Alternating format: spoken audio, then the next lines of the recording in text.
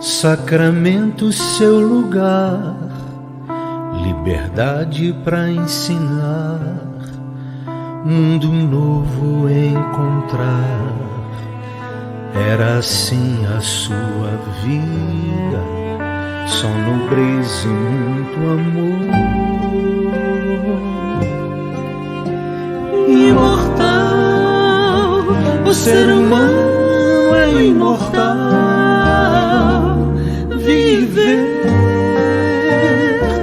Viver eternamente,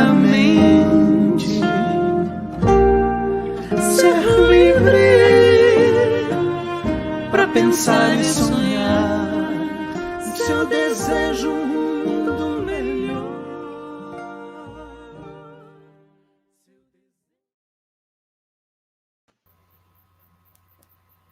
Uma boa noite a todos.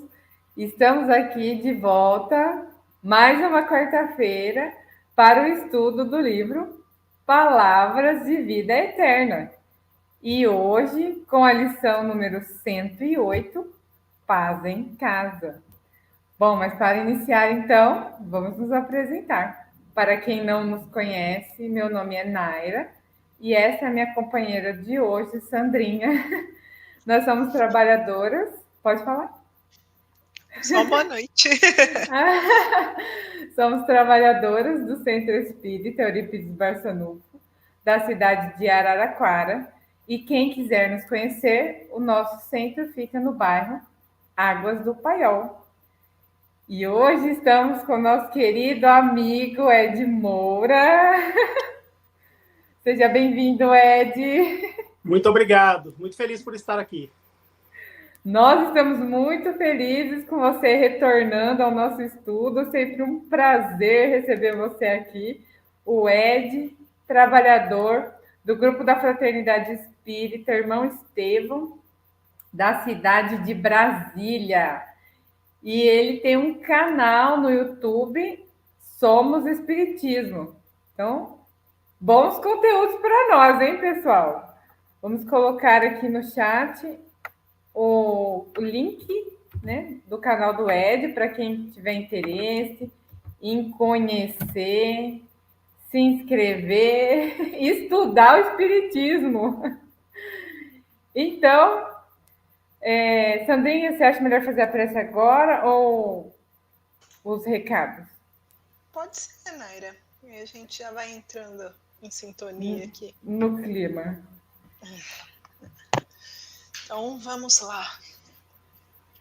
Quem se sentir à vontade para fechar os olhos, acalmar nossos corações, elevar nossos pensamentos a Jesus, nosso Mestre, Deus, nosso Pai. Por esse momento, esquecemos de todos os nossos afazeres, dos nossos desafios, e nos ligar ao trabalho da noite, ao estudo da noite, que a mensagem que vai ser trazida possa alimentar nossos corações, nossos pensamentos, que possamos juntos refletir sobre nossas ações, nossas atitudes, e assim progredir a cada dia, a cada momento. E nós pedimos, Pai, que toda a espiritualidade amiga que se faz aqui presente nos guie, nos conduza, que ilumine o nosso convidado da noite, para que possamos juntos estudarmos um pouquinho da nossa doutrina.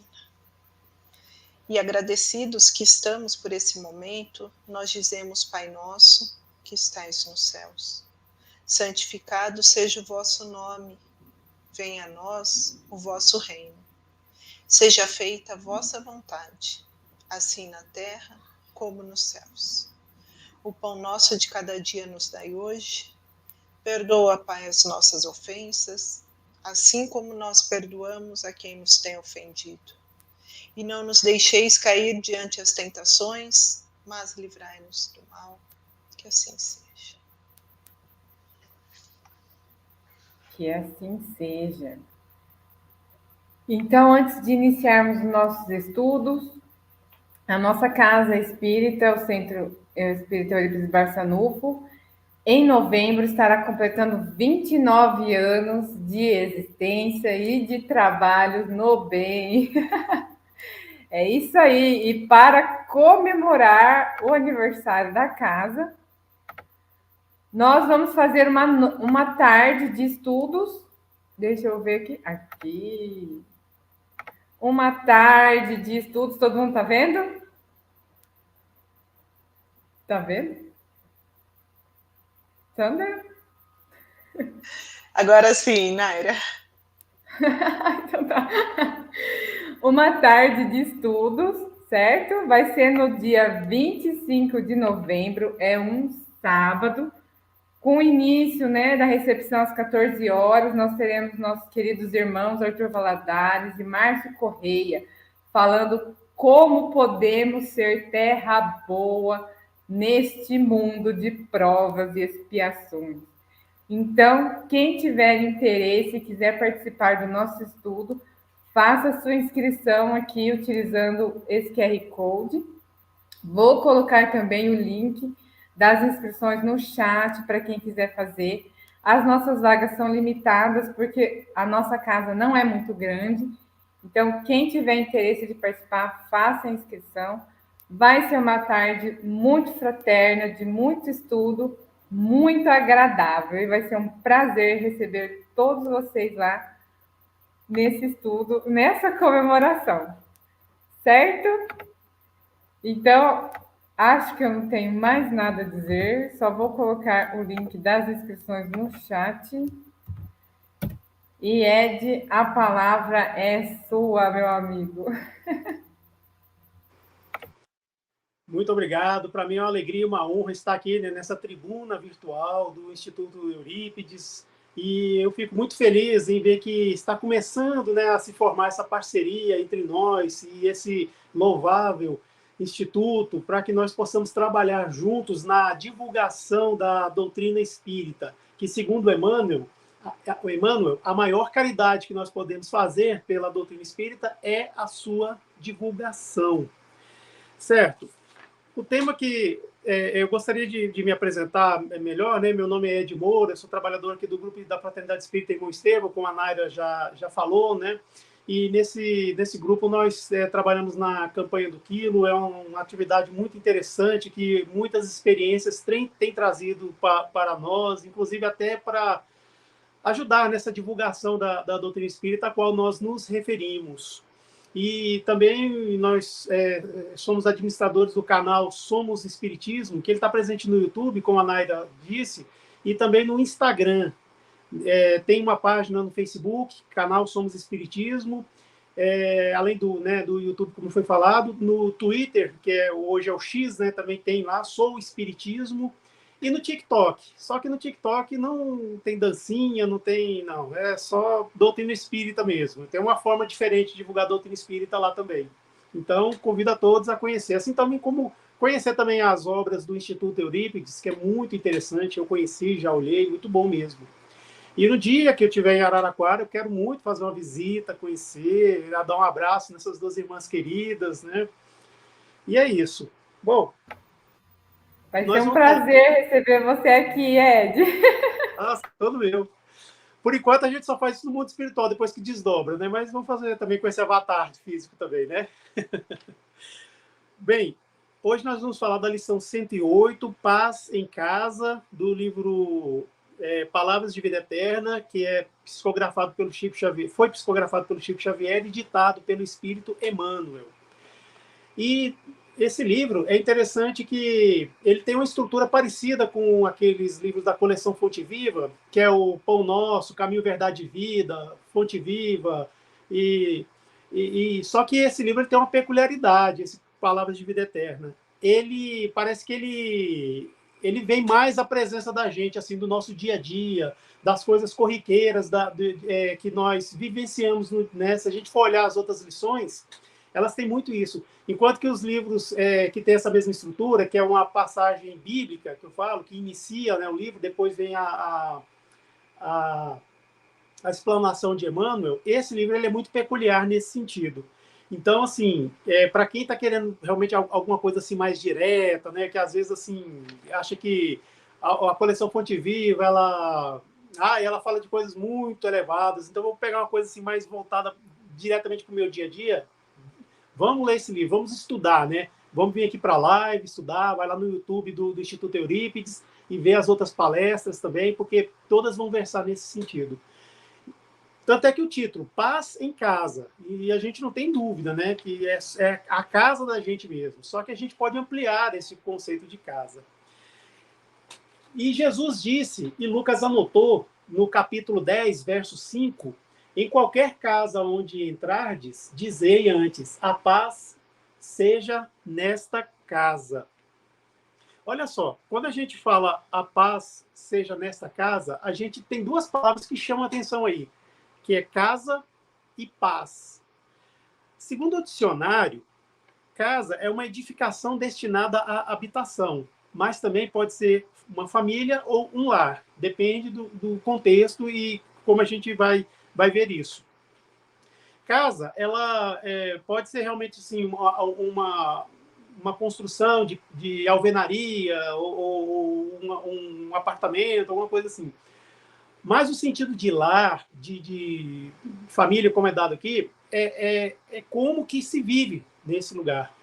A gente não pode deixar de dizer que, às vezes, um ajuntamento de pessoas pode ser uma família, mas também não. Às vezes, são pessoas que moram naquela mesma habitação, mas têm comportamentos totalmente individualistas, um não se importa com o outro. E família não, família são os laços que unem pelo coração. Não necessariamente só laços consanguíneos. Sim, esses também são considerados. Mas principalmente os laços afetivos que juntam. Então, assim, quando a gente vai falar de casa, normalmente tem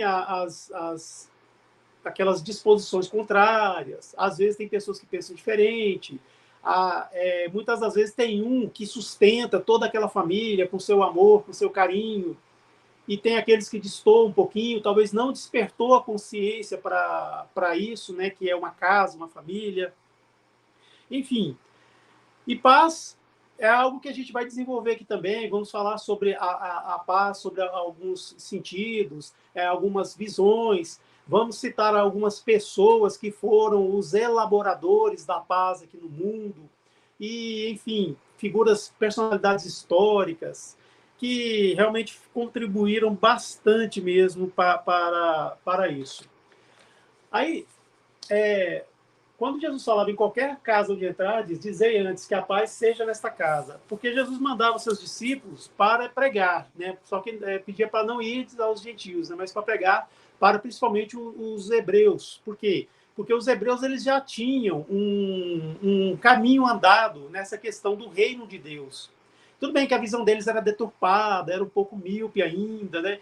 Já os gentios é aqueles que não eram hebreus, qualquer um que não fosse hebreu. Então, a maioria dos gentios eram ainda politeístas. Eram, por exemplo, os gregos, que acreditavam em vários deuses. Eram, por exemplo, as populações nórdicas, que também acreditavam em vários deuses.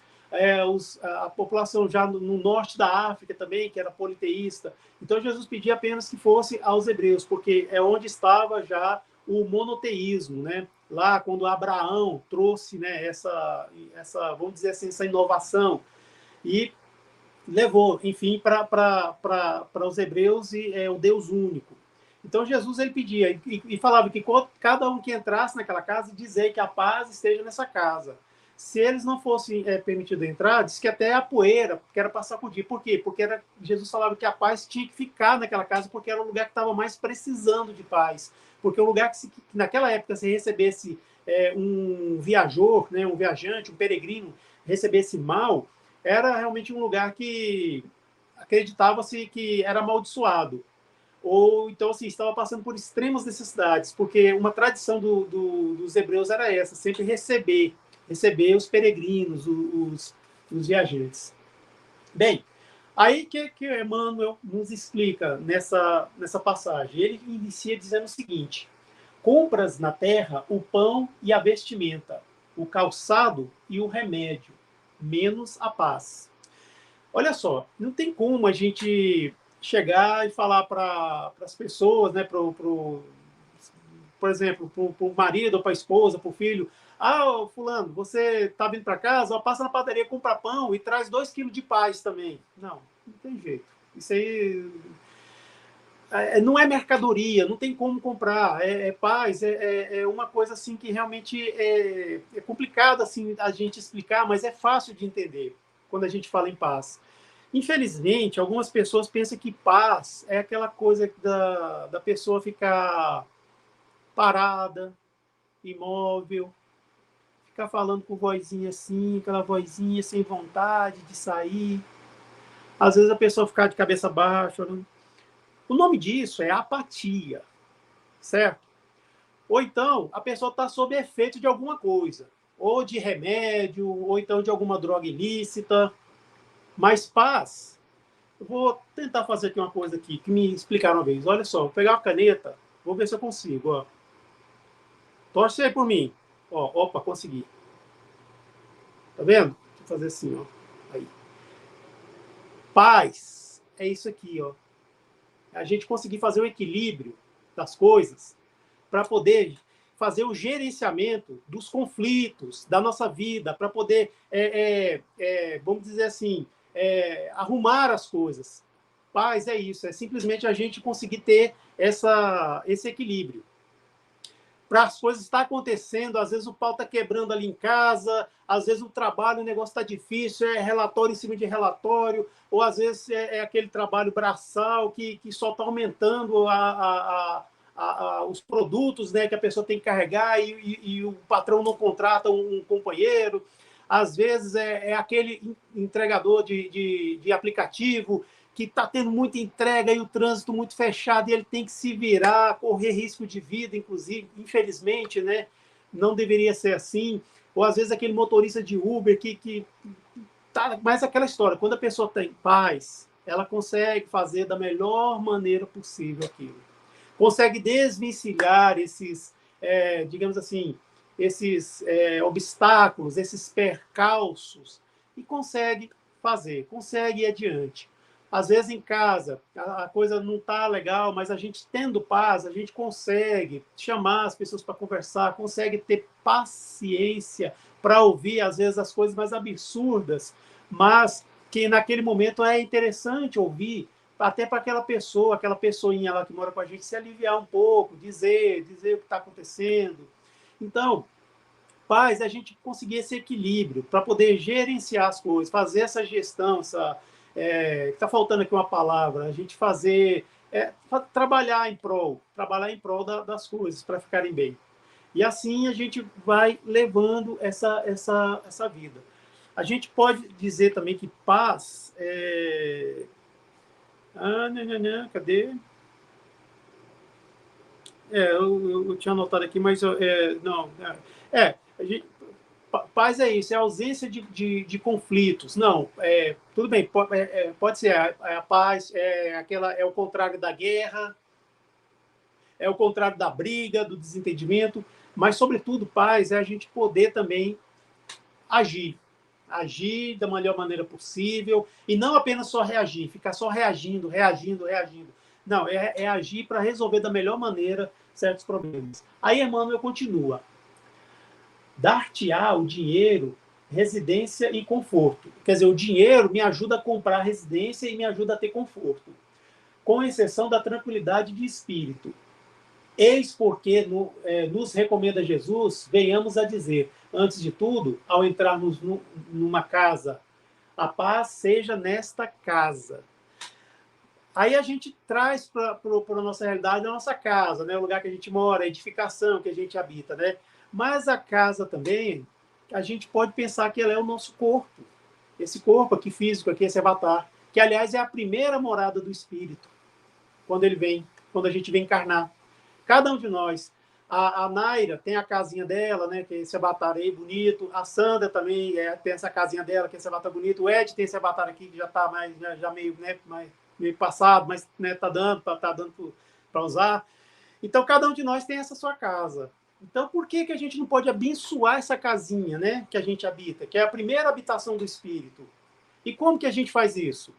Bom, cuidando, malhando, fazendo aí o funcional, né, do dia a dia, o Pilates, tudo bem, pode ser isso, mas a gente pensa em algo mais. Por exemplo, usar o nosso avatar aqui de carne e osso para fazer o bem, para promover o bem, para trabalhar pelo próximo, para participar junto com as pessoas que têm o mesmo objetivo, seja no centro espírita, na igreja, ou num templo de outra religião qualquer, mas que tenha o fundamento, tenha por princípio, fazer o bem, levar a paz às pessoas, ajudar, aliviar as dores, né? Aliviar o desespero. Por que não? E essa é a melhor maneira que nós temos de, por exemplo, de dar paz para essa morada, para essa casa nossa, porque a paz verdadeira é do espírito, porque nós somos espíritos, nós não somos esse corpo, essa casinha que a gente habita. Mas também casa, a gente pode pensar que é família também, como a gente já falou, né, anteriormente. A segunda morada do espírito é a família, né? Então, quando nós estamos no mundo espiritual fazendo o nosso planejamento reencarnatório, e eu digo que a imensa maioria de nós aqui, desculpa o pleonasmo, a imensa maioria de nós aqui fizemos o nosso planejamento para reencarnar, porque nós já temos maturidade espiritual para entender isso.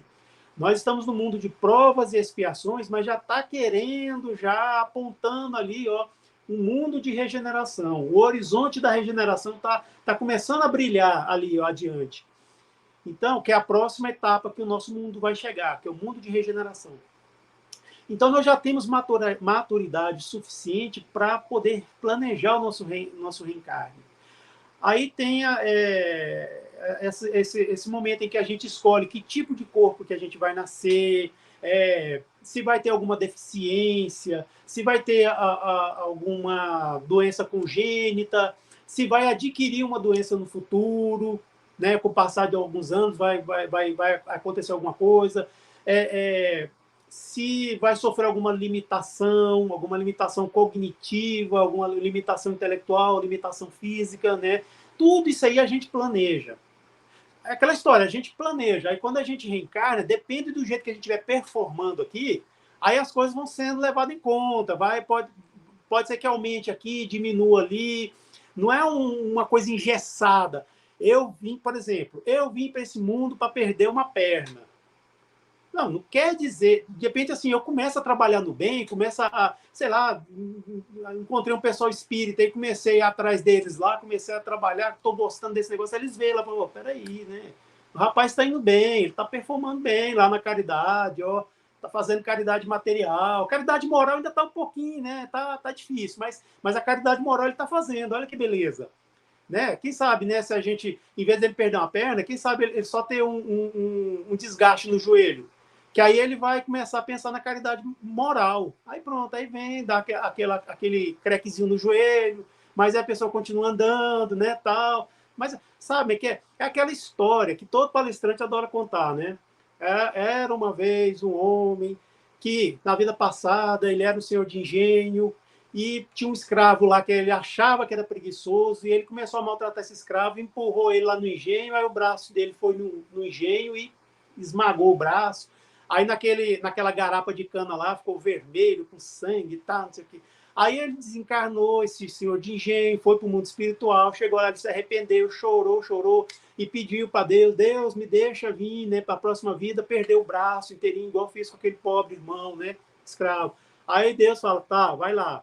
Aí ele vem, assim, já determinado a perder o braço inteiro, não sei o quê, só que ele começa a entrar lá para uma religião e começa a trabalhar, começa a ajudar, começa tal. E ele é marceneiro, começa a fazer bancos para centros espíritas e doa, faz bancos para igrejas, doa, faz móveis para pessoas pobres, tal. Ele trabalha para ele mesmo, depois trabalha para o próximo. E vai, tá trabalhando, não sei o quê. E todo mundo assim, gente, esse homem é bom demais, esse homem é maravilhoso. Aí até que um dia ele está lá trabalhando e esse dedo aqui, ó, perde esse dedo. Aí fica aquela coisa, né? Todo mundo assim, ninguém fala nada, né? Mas fica pensando, né? Nossa, gente, por que Deus deixou acontecer isso, né? Ô, meu pai, por que aquele homem eu ajudava tanta gente, agora ele está com dificuldade de trabalhar, senhor? Por quê? Nossa, um homem vive mais de 20, 25 anos lá, ele fazendo a caridade aí, vai acontecer isso com ele, por que será? Aí vem uma mensagem psicografada lá, né, tal, ele, olha, esse irmão aí, ele ia perder o braço, ele ia ficar, ó, aqui, ó, sem braço. Mas, no mundo espiritual, o mentor espiritual dele, ele desdobrado e outros se reuniram e falaram, ó, meu filho, tu tá performando muito bem, tu tá ó, no caminho certo, então... Vamos fazer o seguinte, vamos diminuir essa pena sua, vamos só perder o dedinho, vamos? Aí tá, não, tudo bem, eu aceito. É porque você já fez sua reforma íntima, rapaz. Pra que você vai perder o braço? Aí pronto, perdeu o dedinho, pronto. Gente... Me permite uma observação? Ah, Jesus já nos disse, o amor cobre uma multidão de pecados. Né? maravilha. O amor cobre uma multidão de pecados, exatamente. Pois é, olha só. É o que eu estou falando. Para Deus, o que é mais importante? É a gente ficar prostrado numa cama sem ter o que fazer as coisas, ou a gente tá de pé, gozando das nossas faculdades e podendo assim fazer o bem. Às vezes faz o bem assim meio meia boca, mas faz um bem, né? Mas está fazendo a caridade. Não é melhor? Porque Deus não quer a morte do ímpio. Deus quer a sua restauração. Isso é ensinado já desde a antiguidade, é ensinado. Jesus trouxe isso, né? Assim como a contribuição aqui da Naira, tal. Então é dessa maneira nós devemos entender. Então assim, quando a gente nasce nessa segunda morada nossa, que é a família, nós vamos ter pessoas que talvez, né, ainda não despertaram para a consciência de que está numa família, não despertaram para a consciência de que tem uma mãe amorosa, ou um pai, uma pessoa que está lá trabalhando duro para prover aquela família, ou ao contrário, né, um pai amoroso e uma mãe que está lutando para prover aquela família e tal. E aquelas configurações de família que são muito importantes. Às vezes é família com 2 pais, família com 2 mães, então não importa. O importante é os laços afetivos, é o amor que existe, né, entre essas pessoas. E tem a terceira morada, a terceira casa do espírito, que é o mundo. Esse planetinha aqui que nós estamos viajando aqui na Via Láctea, nesse país, nesse mundo, dando inúmeras voltas. São 22 movimentos que a Terra faz, olha só que a gente não percebe, né? Graças a Deus. Mas, assim, nós estamos numa verdadeira jornada evolutiva aqui no planeta Terra. O mundo vai evoluindo e a gente evolui também juntos. Ao passo que a nossa evolução provoca a evolução do mundo. A partir do momento em que as nossas necessidades mudam, ou seja, nós começamos a ter necessidades menos materiais, e nossas necessidades passam a ser coisas mais espiritualizantes, por exemplo, a gente vai ajudando o mundo também a ir se mudando um pouco as suas características.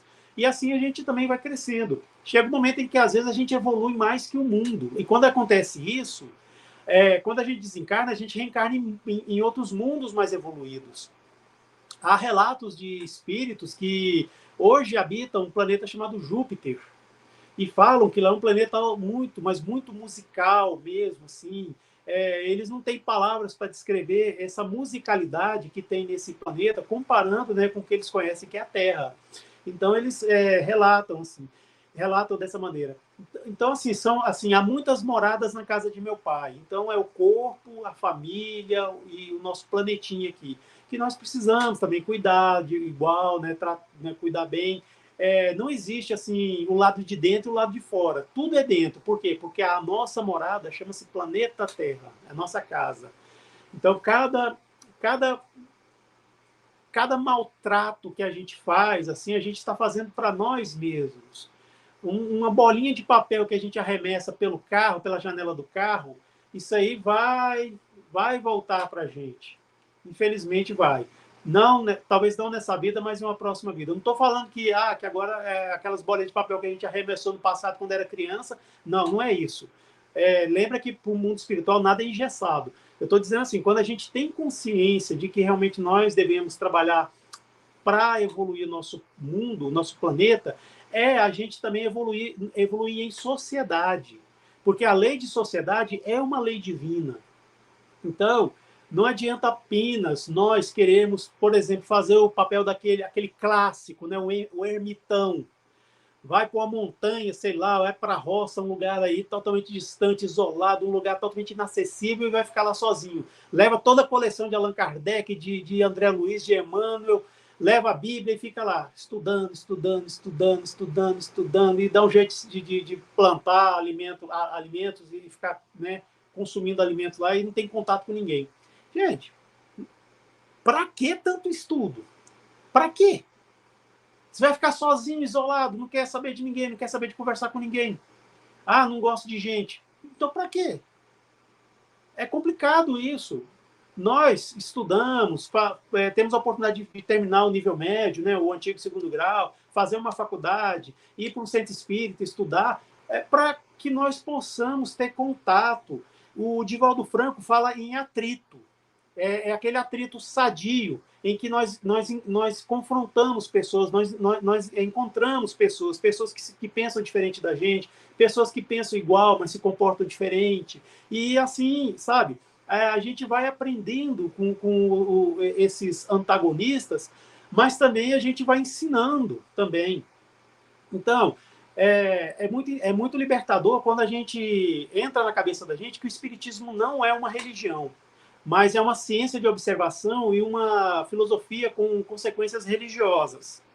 Então, por isso que nós temos, né, um livro como esse aqui, o Evangelho segundo o Espiritismo, né, o nome Evangelho, né, já diz, né, Boa Nova, e a gente faz prece, nós temos Jesus como modelo e perfeição que Deus enviou ao mundo, né, está na questão 625 do Livro dos Espíritos, e também sobre que é Deus, que é a primeira pergunta do Livro dos Espíritos. Não é o que nem quem, é que é Deus. Inteligência suprema, causa primária de todas as coisas.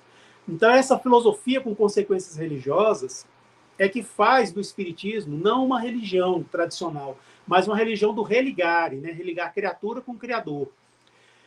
Então, é libertador quando a gente, por exemplo, sabe que a gente pode frequentar uma igreja católica, uma igreja evangélica, a gente pode ir num templo de Umbanda ou de Candomblé, a gente pode ir num templo budista, muçulmano, religiões que não são cristãs, e levar um pouco dos nossos conhecimentos, por que não? E aprender também com esses irmãos, e assim a gente fazer essa conexão.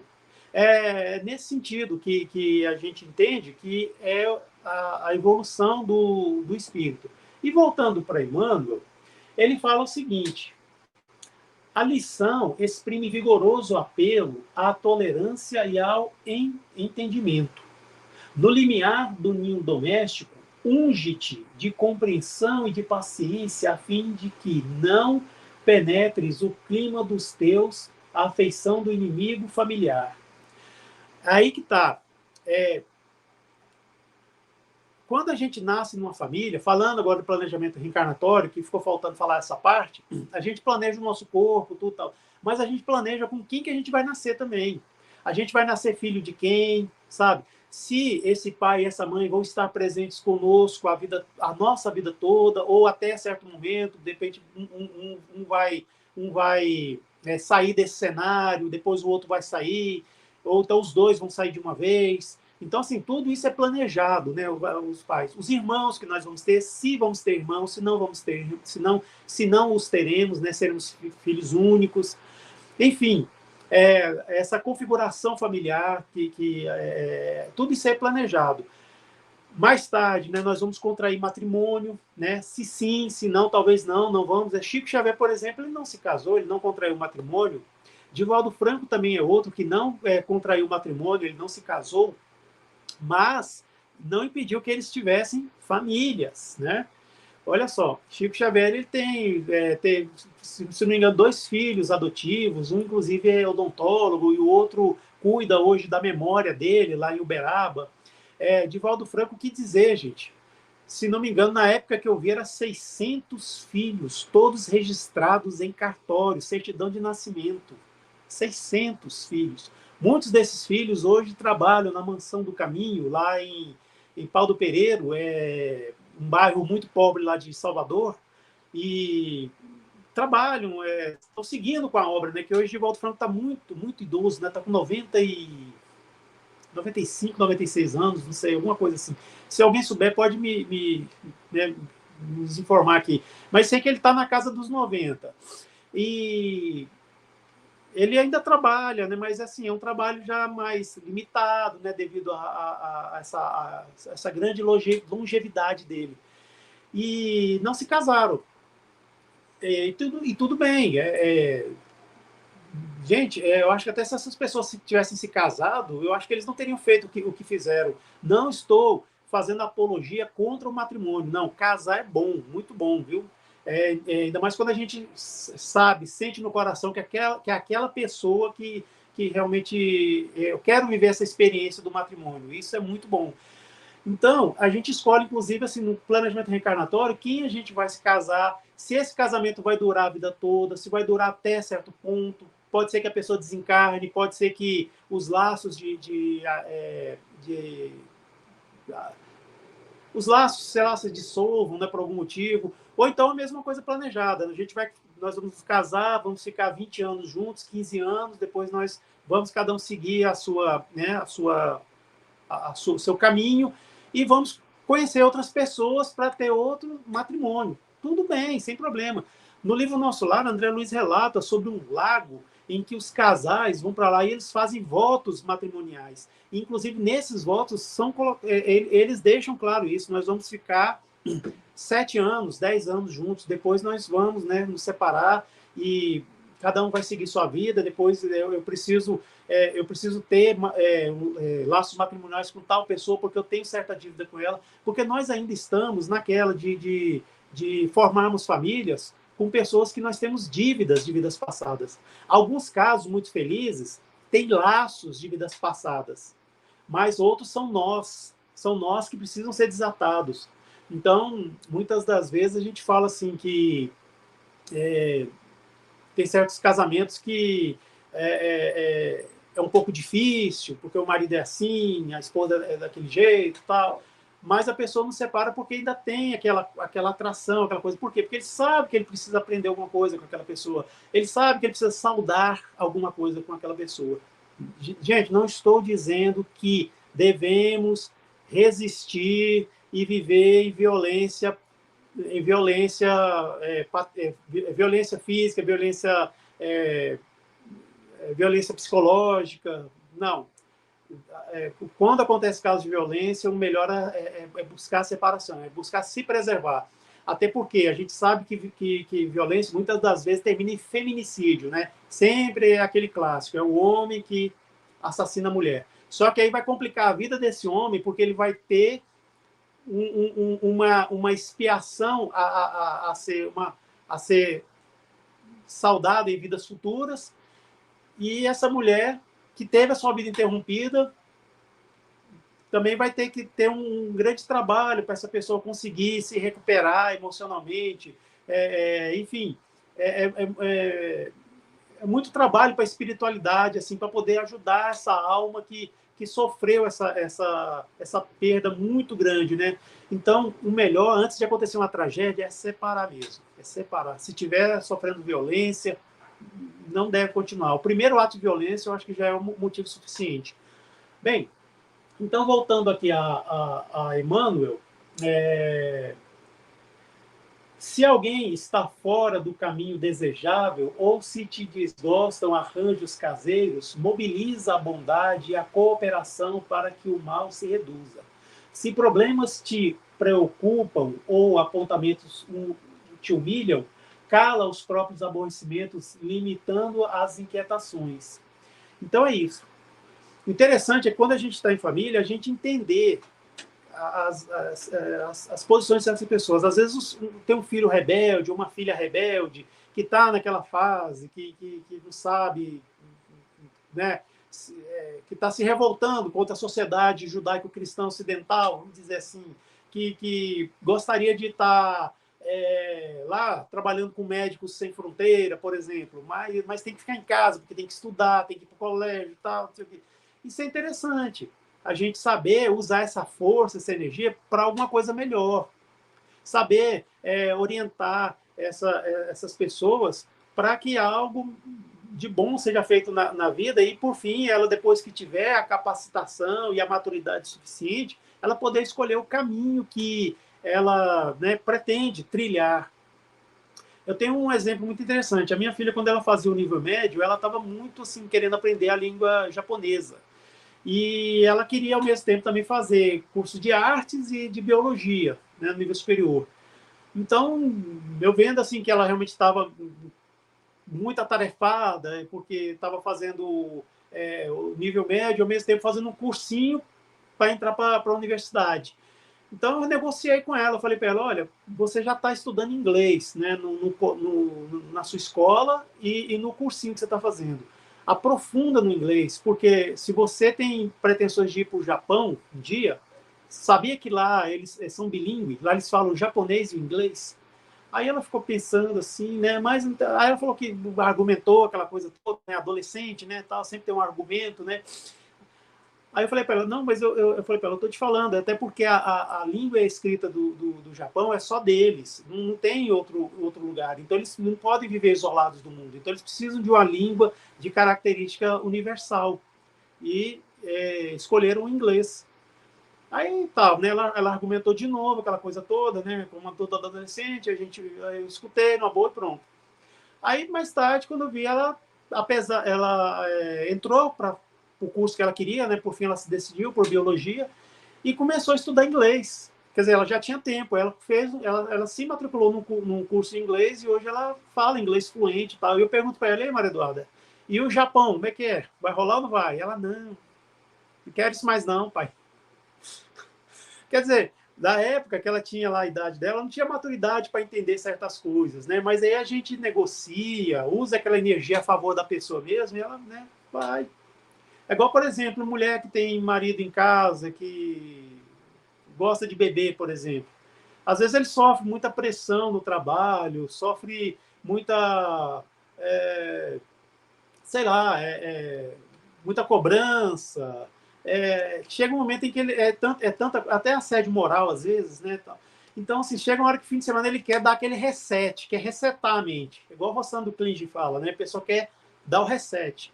Então, assim, é usar essa energia toda que está em forma de frustração e tentar fazer com que essa pessoa canalize isso para outras coisas, né? Por exemplo, fazer uma psicoterapia e procurar se entender por que precisa viver nessa relação abusiva no trabalho, né? O que faz essa pessoa. Enfim, fazer com que a pessoa se entenda, se descubra e se torne alguém melhor, né? Nem que seja para si mesmo, né? Que já é um grande avanço, a pessoa ser boa para si mesmo já é um bom avanço, já é um bom avanço. Porque é a partir disso que ela começa também a ser boa para os outros, porque indiretamente ela vai ajudar também. Só de não ter, por exemplo, a aflição de uma família, de ver aquela pessoa todo fim de semana dar aquele reset, movido por bebidas alcoólicas, poxa, já foi uma ajuda, né? Uma grande ajuda. Então, a gente fazendo essa paz, essa conciliação na família, a gente consegue. Olha só o exemplo de Mahatma Gandhi.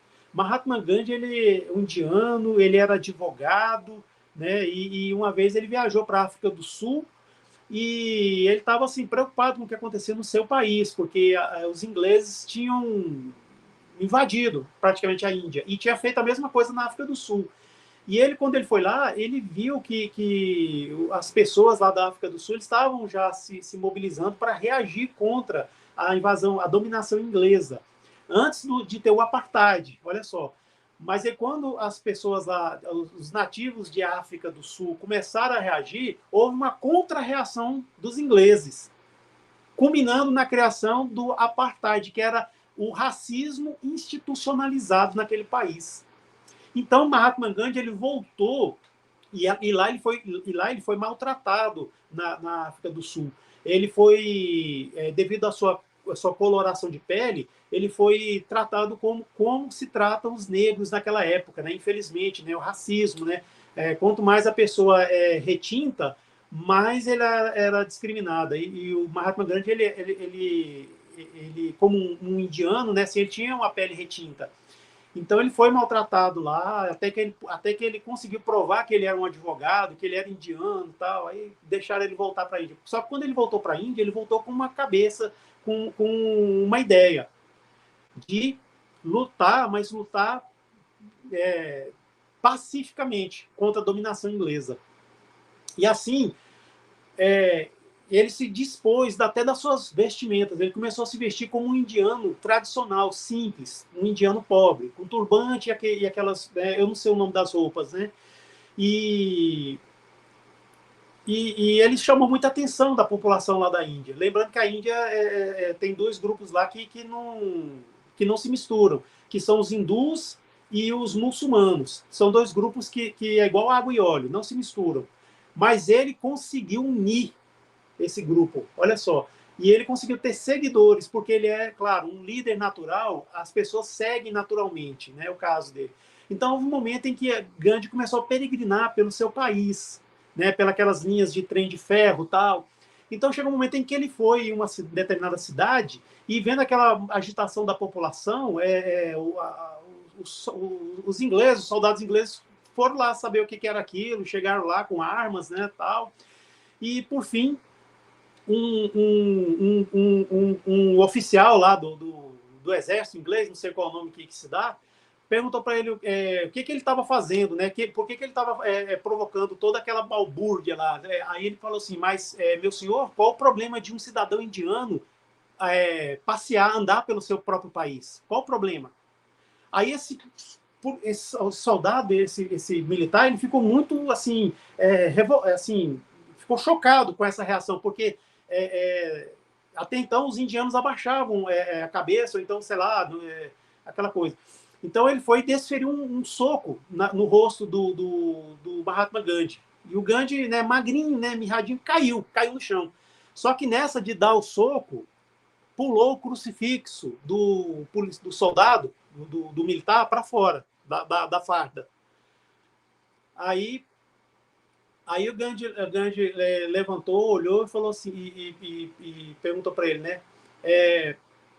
Se essa pessoa que está aí no seu peito estivesse aqui hoje, você faria isso, né? Você faria isso com ele? Aí esse militar olhou, viu aquele crucifixo lá com a imagem de Jesus, assim, e ele começou a ficar envergonhado, mas muito envergonhado mesmo, e saiu e começou a refletir, né, realmente o que ele estava fazendo, né? O que ele estava fazendo? Porque Jesus, todo mundo sabe, havia cruzes, coroa de espinhos, chicotada, carregando um madeiro infame, um madeiro muito mais pesado que ele mesmo. De tudo que ele tinha feito era o quê? Era o bem e a paz. E estava lá, aquele militar lá agredindo Mahatma Gandhi, um indiano andando pelo seu próprio país sem fazer nada. Aí, por fim, Gandhi conseguiu falar para as massas, para as populações lá, que não reagissem a toda a violência que os policiais... simplesmente assim, vamos fazer uma greve e não vamos reagir, deixa eles fazerem o que eles quiserem. E isso, claro, houve mortes, infelizmente, tal, mas eles conseguiram vencer pela paz. Então, isso aí a gente faz no mundo, mas quando a gente não consegue fazer no mundo, a gente faz na nossa casa, dessa forma. Muitas das vezes a gente ouve algumas coisas que não são agradáveis de ouvir, mas é interessante a gente se recolher, não revidar, fazer o que ensina o Evangelho segundo o Espiritismo, orar muito pelos seus inimigos, pelos nossos inimigos, orar bastante, que alguma coisa vai acontecer. E eu falo isso porque realmente infelizmente, na minha família, eu tenho problemas assim com o sobrinho. E todo dia eu oro por ele, porque houve um mal-entendido e ele me acha um monstro. Mas foi uma situação muito delicada que aconteceu quando a minha mãe ainda estava encarnada, viva. E, assim, ele falou muitas coisas desagradáveis para mim, mas eu segurei, né? Falei, e estou fazendo sempre minhas preces, estou aberto. Quando eu respeito a posição daquela pessoa, mas quando ela quiser conversar comigo, eu estou aberto. Mas voltando aqui a Emmanuel, recebe a refeição por bênção divina. Usa portas e janelas sem estrondos brutais. Não mova objetos de arranco. Foge à gritaria inconveniente. Atende ao culto da gentileza. Há quem diga que o lar é ponto do desabafo, lugar em que a pessoa se desoprime. É aí que está. Realmente, assim, no lar a gente se sente à vontade para sermos nós mesmos. Mas será que a gente tem que ser realmente essa pessoa carrancuda, essa pessoa casca grossa porque está em casa? Será que realmente essa coisa assim, é minha casa, minhas regras, é levada até o extremo, a ponto de da gente ficar agindo dessa maneira, aí chegar um momento em que, quando a gente vai abrir os olhos, a família toda foi embora, tá a gente sozinho em casa. Porque ninguém aguenta viver com um déspota, com uma pessoa assim, de uma natureza ruim, uma pessoa que é um poço de educação no trabalho, uma pessoa que, quando está na sua religião, no seu templo religioso, seja lá qual for, é uma pessoa que chega até a mudar o tom de voz, uma pessoa que na rua é uma pessoa muito alegre, muito educada, mas em casa, não. Por isso que a gente tem que ter o culto do Evangelho no lar. O culto do Evangelho no lar é uma reunião que a gente faz uma vez por semana, no mínimo, durante uma hora determinada. A gente usa esse livro aqui, ó, o Evangelho segundo o Espiritismo, mas também pode usar outros também. Inclusive esse, Palavras de Vida Eterna, nós podemos usar para fazer o culto do Evangelho no lar. Faz-se uma prece antes, faz a leitura dos livros, comentário e depois uma prece de encerramento. Pode fazer sozinho, se outras pessoas não quiserem participar, vai para o seu quarto, faz o culto do Evangelho lá. Se tiver alguém que queira participar, vai para a sala, fala que vai ter o culto. Aí talvez vai ter algumas pessoas que vão querer, né, tumultuar, às vezes vai ter um vizinho que vai chegar, um telefone, um celular, né, que vai... Mas tenha disciplina. Lembra, Emmanuel, disciplina, disciplina, disciplina. Que aí, aos poucos, as coisas vão mudando. Eu vou dar uma acelerada aqui, porque o nosso tempo está voando. Atende ao culto da gentileza, isso, né? Reconhecemos que sim, entretanto... não, peraí, só um pouquinho, eu vou só para ficar melhor aqui. Há quem diga que o lar é o ponto de desabafo, lugar em que a pessoa se desoprime. Reconhecemos que sim, entretanto, isso não é razão para que ele se torne em praça onde a criatura se animalize. Pacifiquemos nossa área individual para que a área dos outros se pacifique. Todos anelamos a paz do mundo. No entanto, é imperioso não esquecer que a paz do mundo parte de nós. Olha só, a gente deseja a paz do mundo, mas só que esquece que a paz do mundo, ela nasce com a gente. A paz do mundo começa em mim. Então, é dessa maneira que a gente pode conquistar as coisas, fazer com que as coisas melhorem em nossas vidas. Se a gente pacifica a nossa casa, isso já é um caminho andado para pacificar os vizinhos, e assim a gente ir pacificando o mundo. Se a gente nasceu nesse corpo, nessa família, no planeta Terra, é porque nós temos algumas coisas a ser feitas, e cada um faz de acordo com a sua força, cada um faz de acordo com a sua capacidade, certo? Então, é dessa forma. Nós queremos chamar a atenção porque ontem foi o 219º ano de nascimento do nosso mestre lyonês, Allan Kardec, nascido Hippolyte Léon Denisard Rivail. E em 1857, ele adotou o pseudônimo Allan Kardec, que era o nome que ele tinha tido em vidas passadas, quando ele fora um druida. Então, ele adotou esse nome e lançou os livros que são a base do Espiritismo, que é o Livro dos Espíritos, o Livro dos Médios, o Evangelho segundo o Espiritismo, o Céu, o Inferno e a Gênese. São esses 5 livros básicos. E também escreveu outras obras também. E foi o aniversário de nascimento de Allan Kardec, isso é muito comemorado no meio espírita. E hoje também tem um espírito muito elevado também, que inclusive é um dos obreiros da paz, que está fazendo, né, comemorando o dia hoje, né, principalmente para os católicos, mas isso não impede que nós também comemoramos, porque o exemplo que ele dá para nós é muito grande. Chama-se, o nome dele ele nasceu como Giovanni di Pietro Bernardone, nasceu na cidade de Assis, claro, Francisco de Assis. Ele nasceu mais ou menos em 1181 ou 1182 e ele desencarnou em 3 de outubro de 1226. Mas escolheram a data de hoje para ser o dia, né, de São Francisco de Assis. Um ser assim que tem muito contato com a natureza, com os animais, e também a gente não pode negar que ele foi um dos iniciadores da caridade material, né, um dos grandes iniciadores. Né? Maria de Madalena já fazia lá atrás, né, isso aí, cuidando de pessoas com hanseníase. Na época falava-se leproso, hoje em dia não, né, não é o nome que a gente possa falar, mas assim, na época, hanseníase era a lepra naquela época. Então, a Maria de Madalena trabalhava com essas pessoas. Depois, Francisco de Assis foi fazer a mesma coisa. E ele acabou criando a ordem dos caputinos, né, que é a ordem dos frades pequenos, né, que a gente conhece como caputino, e virou um segmento da Igreja Católica. Mas o seu ensinamento e assim fez com que a gente realmente tomasse esse ser, essa entidade, como um exemplo para nós, né? Assim como outros pessoas católicas também são exemplos para nós, como Madre Teresa de Calcutá, Santa Dulce dos Pobres, né? Eu prefiro dizer Irmã Dulce, né? Assim, a gente sente melhor. Simão Pedro, né? Que é São Pedro, o primeiro Papa, né? Também ele tem grandes exemplos para nós. Então, como hoje é o dia de São Francisco de Assis, nós queremos fazer uma pequena, uma singela homenagem e tal. E, por favor, dê um desconto para essa pessoa aqui que se esforça para agradar, viu? Dê um desconto, tá? Eu vou pegar aqui meu violão, tá bom? E vamos cantar a oração de São Francisco de Assis, tá? Se eu desafinar, gente, é porque isso é emoção, tá? É uma desculpa que a gente arruma, é emoção, tá? Então, vamos lá. Senhor, fazei-me instrumento de vossa paz.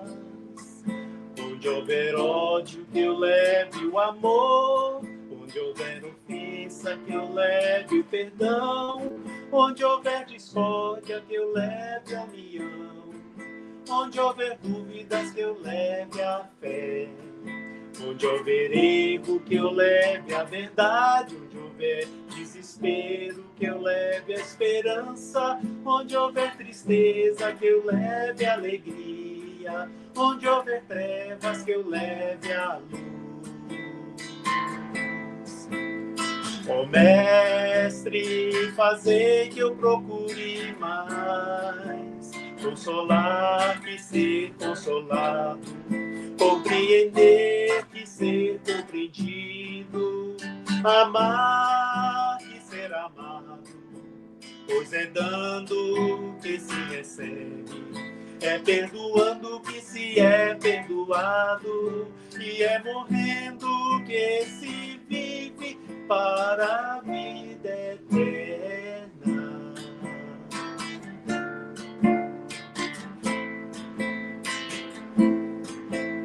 Ó Mestre, fazei que eu procure mais consolar que ser consolado, compreender que ser compreendido, amar que ser amado, pois é dando que se recebe, é perdoando que se é perdoado, e é morrendo que se vive para a vida eterna.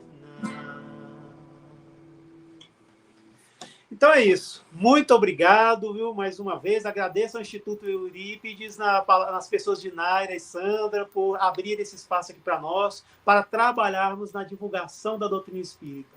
Muito obrigado. Ed, a gente que agradece, muita gratidão no nosso coração pela sua presença, pela sua contribuição. Puxão de orelha que a gente recebeu durante a sua fala. Sempre, Emmanuel, sempre puxão de orelha, não tem jeito. E que possamos, então, né, começar a construção dessa paz dentro de nós, porque a paz do mundo começa em nós, né? E se expande para a nossa casa, e se expande para o bairro, e aí, quando a gente percebe o mundo, já é outro, já é regeneração. Sandrinha, quer comentar alguma coisa? Muito bom. Eu acho que é só para a gente reforçar, né, essa questão da paz. Para a gente, não adianta a gente procurar a paz externa, os locais, a paz está dentro de nós. Ainda que escondidinha lá, ela está. Precisamos aprender a trabalhá-la. Então, eu acho que fica aqui o convite para todos nós, né? A acharmos a nossa paz, o nosso ponto de equilíbrio, e assim vivermos muito melhor nesse planeta em que estamos residindo, vamos dizer assim, nesse momento. Muito bom, Ed. Muito obrigado, viu? Mais uma vez. Muito obrigada mesmo. E só uma dica de leitura, já que o Ed já atiçou as nossas curiosidades quando ele falou de Júpiter. Chico Xavier, ele recebeu uma psicografia da mãe dele, Dona Maria João de Deus, livro Cartas de uma Morta. E ela descreve uma viagem que ela fez pelos planetas do nosso sistema solar, e ela descreve a vida nesses planetas. Então, para quem ficou curioso para saber aí o que o Ed já trouxe, façam a leitura. O livro chama Cartas de uma Morta. Então, se ninguém tem mais nada a dizer, uma ótima semana a todos. Não se esqueçam que na próxima quarta-feira estaremos aqui para continuar o nosso estudo do livro Palavras de Vida Eterna. É de gratidão no nosso coração pela sua presença. Que volte mais vezes. Foi um prazer receber você aqui. E beijo a todos. Boa semana. Fiquem com Deus. Um beijo a todos. Até quarta-feira. Boa semana a todos.